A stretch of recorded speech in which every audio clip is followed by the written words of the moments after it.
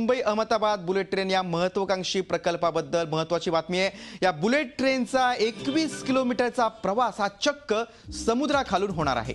ठाणे खाडी ते विरार हा बुलेट ट्रेनचा मार्ग समुद्राखालून जाणार आहे। त्यासाठी समुद्रात बोगदा तयार करण्यात येईल। देशातला अशा प्रकारचा हा पहिलाच प्रकल्प आहे। रेल्वेतल्या अधिकाऱ्यांनी ही माहिती दिली। 2018च्या अखेरीस बुलेट ट्रेनच्या या निर्मिती प्रक्रियेला सुरुवात होईल।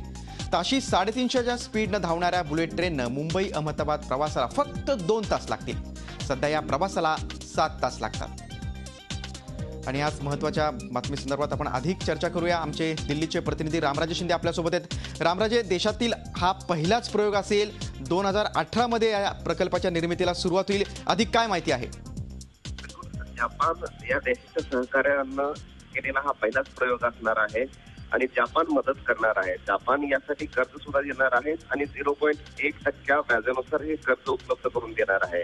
हा 21 किलोमीटरचा जो पट्टा आहे, अगोदर रेल्वे मंत्रालयाने हाच विचार केला होता की नेमकं इथून मार्ग कोणता काढायचा, कारण बुलेट ट्रेनसाठी हाच मार्ग समोर दिसतोय। मात्र त्याच्यासमोर एक पर्याय आलेला आहे की अंडर वॉटर, म्हणजे की पाण्याखालूनच ही जमीन खाडीमधून नेता येईल का, आणि त्यानुसार 21 किलोमीटरचं अंतर मोजमाप झालेलं आहे आणि ठाणे खाडी ते विरार या दरम्यान हे अंतर आहे आणि या दरम्यानच अंडर वॉटर बुलेट ट्रेन धावणार आहे। 2 तासामध्ये ही बुलेट ट्रेन अहमदाबाद ते मुंबई पोहोचू शकणार आहे आणि त्यामुळे व्यवसाय वृद्धी मोठ्या प्रमाणावर होण्याची शक्यता आहे।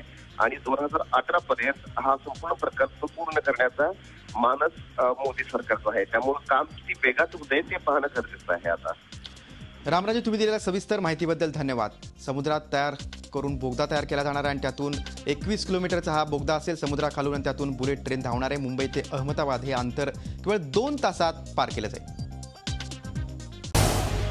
झी 24 तास रहा एक पाऊल पुढे।